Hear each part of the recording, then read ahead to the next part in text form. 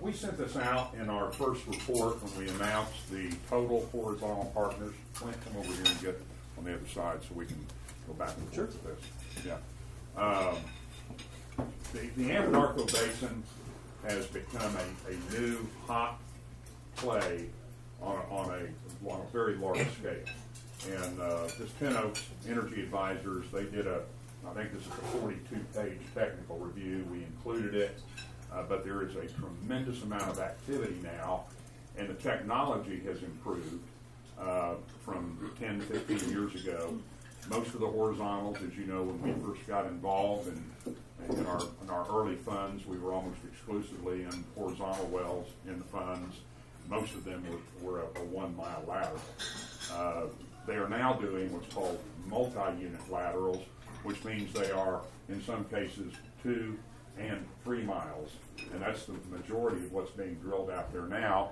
And they're drilling these. And the Anadarko is a deep basin, and we're talking vertical depths of 13,000 feet? In some cases, yeah. In some cases. Wells are about 11,000. So they're going down 11,000 feet, and from there they're going out 3 miles.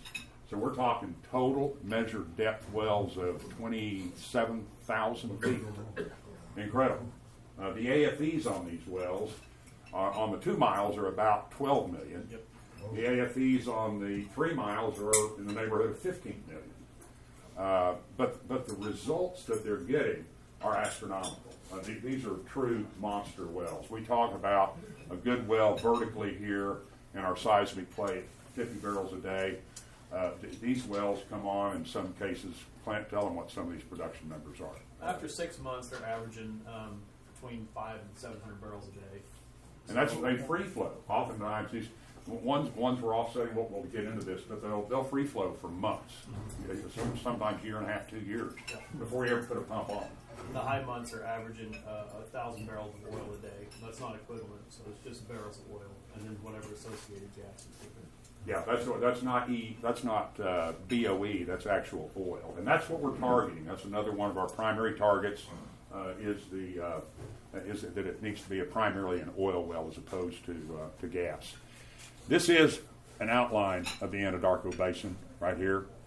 You can see it's in the corner of the Texas Panhandle in western Oklahoma through this 50,000 acres, and they drilled 121 wells, I believe, or 120 wells since 2021 in this area.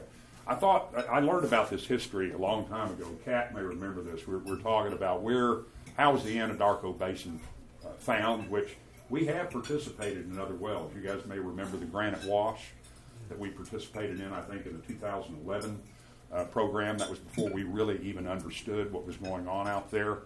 And that's a well that came on at 700 barrels of condensate and 20 million cubic feet of gas a day. And when we got our first check, it was almost, you don't get paid when you're buying under other operators. They don't have to pay you for 6 months by law. So typically you don't get a check until it's produced for 6 months. But when you get a check, it represents a substantial amount of your investment with the first cash distribution. Anyway, this is what this area looked like. You can see Oklahoma, you can see Texas. You've all heard about we were an ocean under a sea. This is 400 million years ago. And we had a mountain range that came down right here, the Amarillo, Wichita uplift. Mountains here I had one engineer tell me they rivaled like what Mount Everest is today. These were very tall mountains that, prolific.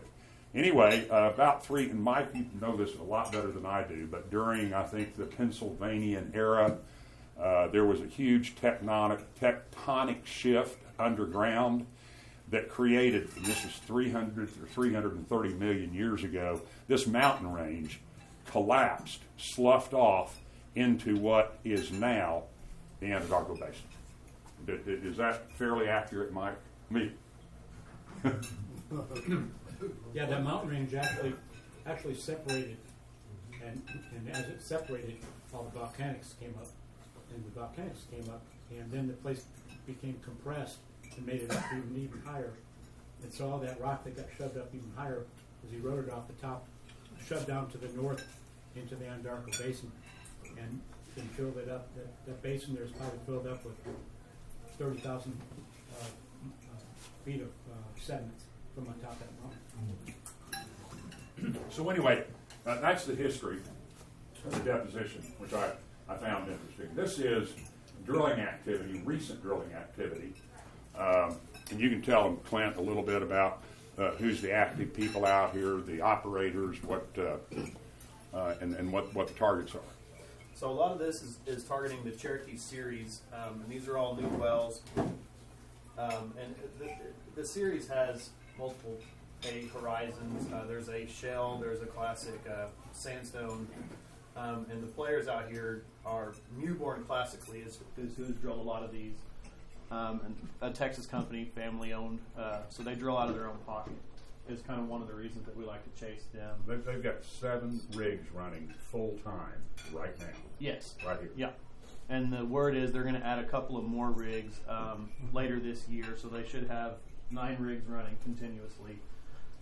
Devon has also made an appearance out here in a couple of wells that anecdotally are flowing a couple thousand barrels a day on a real chokeback system. We don't have a lot of production information on that, again, because these big guys kind of keep their cards close to the vest for the first 6 months. But the Mallard well is centrally located in Custer County, and so they're delineating the play farther southeast. And there are planned wells kind of out, what they call outside the fairway that Mewbourne currently has regulatory filings on. So we're out here chasing Mewbourne, and Crawley is another corporation that's out here drilling good wells. And right now the central area is here where all these wells have been drilled, but again they're pushing south and east with new drill activity. One of the most prolific formations out here, which is a conventional style formation, is a sandstone. It's the Red Fork. Red Fork is prolific all over Oklahoma. We have some vertical Red Fork production. But out here, the Red Fork is 11, 12, 13,000 feet deep. And it's much thicker because of the deposition of the formation. And it's extremely high pressure, being at that depth. And a lot of these are what's called overpressured in terms of and I don't understand all the geology. Mike's welcome to weigh in, but there is an overlap of what created a more high pressure zone. And these wells that Clint's talking about, the one down here, 2,000 barrels a day on a choke, and I think we heard it was an 1836 choke. So 18, yeah. It's choked way back, and I mean incredible production. Most of these, if you look at the well cards, and that's another thing that Clint brought to the table, we have drilling info now. And so we're able to go online, get the latest drilling and production information on all of these. And that way we're able to do our own homework and vet these prospects. Included on our sheet that we handed out today on the back page, these are the identified prospects that we have letters of intent pending for leasehold under these wells in this area, and we have them with Mewbourne, Devon, Continental, and Copeland. Copeland is actually a local company here, and we're going to talk about their play specifically here in a minute. But that's our game plan, and we're going to do a 2-stage offering, just like what we did in our initial funds. The offering will be open from 24 now until mid-25, and people investing this year will get a 75% plus or minus write-off. We do have acreage cost, which is not inconsequential here to buy into these plays. I think our average acreage cost is between $1,750 and about $2,600 is what we're looking at. But anyway, that's what we've got lined up in those plays, and we're looking at more. Let's see. Let's go to that's another example of the drilling activity. Talking about Cherokee Shale, the Red Fork, and those are some of the bigger producers in the Anadarko Basin. And a lot of these wells have million barrel or close to it EURs on them. Yeah, that's what I was looking for a moment ago.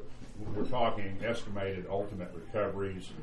If you look at the well information cards that are available on these, the algorithms that they use to project what the ultimate recoveries are maybe a little liberal, some of the stuff we've seen, but a bunch of these have 1.4 million barrels of oil. That's not BOE equivalent. And they have, in some cases, one of them's got 1.4 million and 9 BCF gas. And that doesn't take into account any liquids associated in So NGLs. these are truly monster wells. Tell them about that Continental play that we just got today, that we're looking at. So yeah, one of the deals that so far we've had to pass on because the election is actually today is down in Garvin County, next to Murray County, in southern Oklahoma, and Continental is down there testing the Simpson series. And so far, this will be one of the deals that we're looking at will be the second drilled unit into the Simpson formation. And so far, they have one producing well in the Simpson that offsets it directly. And of course, we don't have any production information on it yet because it's still in its first 6 months. Did we not hear say something on that? Was that the one that was? Well, this is offset to that one, but the Simpson formation is apparently going to be hot down there. And again, it's a series of formations as well. Then I think it's the Tulip Creek and the first, second bromides, and some other historically very productive formations that they are now going to explore horizontally. But it's a 3-well package where Continental is going to go down and spend over $30 million to drill these 3 wells, 3-mile section or 3-mile laterals. And what was available to us was about 6% of each well, which would be about a $3 million total package to participate in those wells with lease acquisition and the drilling costs. We'll see if it's still available in a couple of weeks, whether or not we can get into it. Like I said, so far we've had to pass on it because election is today and the funding would need to happen in something like 20 days. So those are the types of deals that we're chasing right now, though, down there.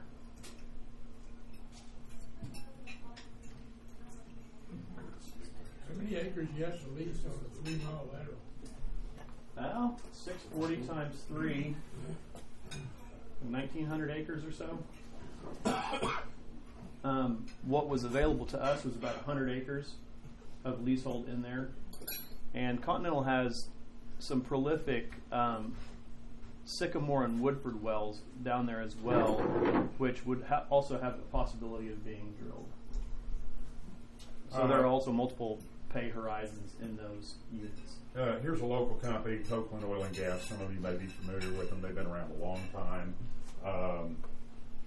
They have a prospect now that's right in Custer County, right in the heart of the play. And we're not going to go through the entire presentation. We met with Bob Nickel. He's the CEO of Copeland. He's a petroleum engineer. And they're going to do 2 1.5-mile laterals in Custer County. And we have the opportunity to be direct with Copeland on this, which reduces our leasehold cost a little bit. I want to show you this. This is a bubble map, and this is very interesting because these bubbles represent oil EURs, not just oil only, not gas. So these are big oil wells, as you can see. 800 is the top scale. So they're saying that these wells are on track, and this is a concern. If you look online, what was this well on the well card? 1.4. 1.4 million barrels of oil out of the Barrick.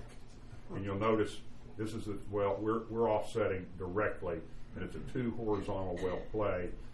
We have executed a letter of intent for 10% of that. And that's going to be drilled next summer. So that's not going to be part of the portfolio here that we can prepay before year end, because it's not going to be drilled until late summer, early fall. But this is one that we're really excited about, and this is in the Red Fork, which is the sandstone, and the prolific play that's going on out there now. And this one is pretty exciting because on the back of your sheet, it talks about a little blip of Tokeland, and it mentions both the Barrick well and the Abernathy well, which both have really good production numbers. And there's also an uncompleted Haggard well here as well that will be completed in the coming months. And again, we'll get production data. He was, Bob Nickel was telling us that Copeland participated in 6.25% of this Barrick well, and that thing has been on a tight choke, has been flowing, open flowing now for how many months, you recall? I believe it's 7. 7 months, and trying to remember what they've tuned so far. It's on the sheet. I think it's 100.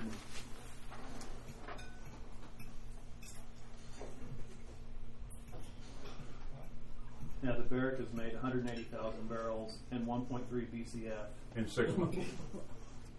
Yeah. In 6 Well, months. 9 months. For 9 that months. one. Good. And that's the one on a tight choke. Right. So the detail on all of these, as I've mentioned to you, is on the back page here.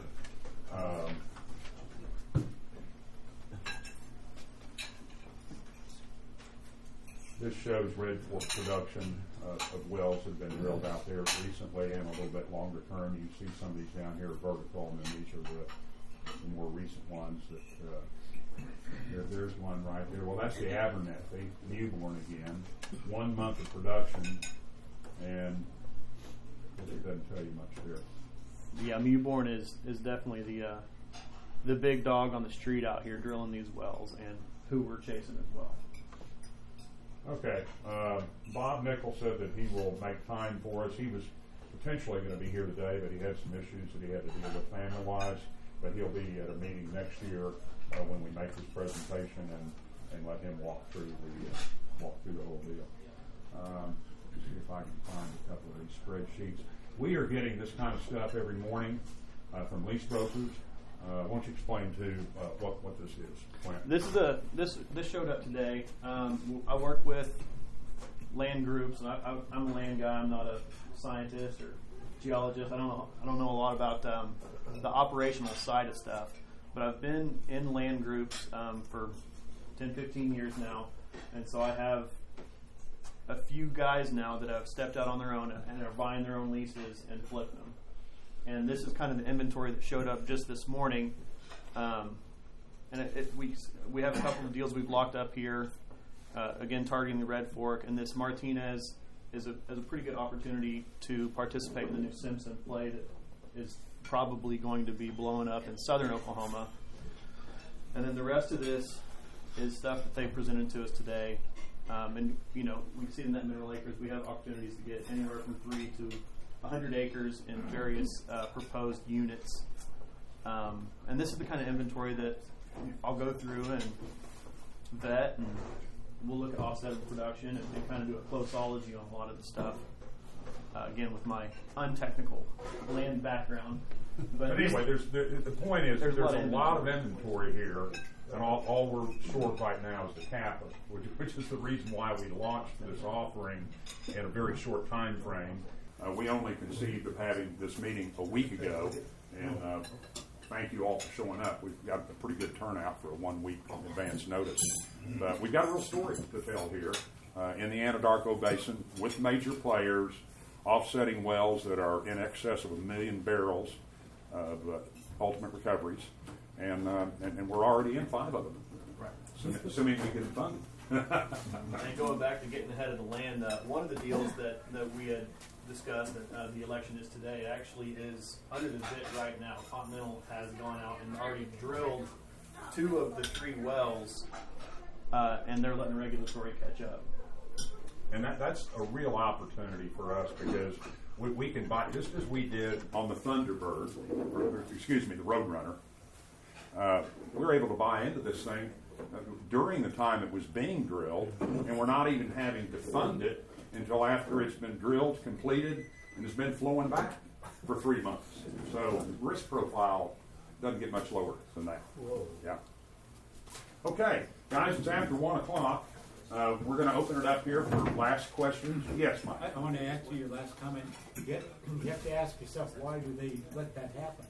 Why did they go and drill these things, have them producing and expose themselves to other people being able to come in and get in there? It's because the acreage position out there is, they don't have, their acreage is going out on it, so they have to drill it.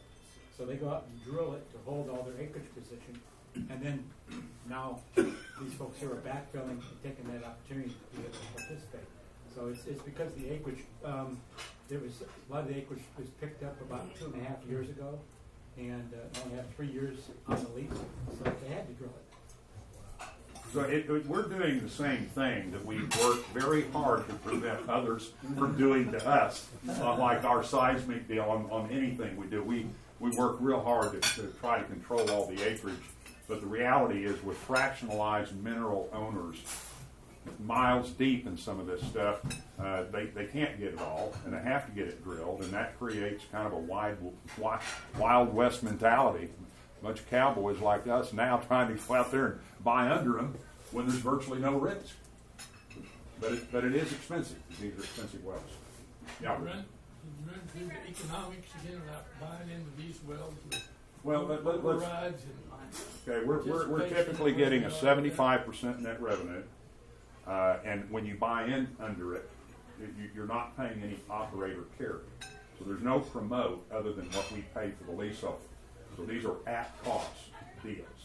And if you look at if you run the numbers yourself, take 75% of production, and we can look at production so many months deep.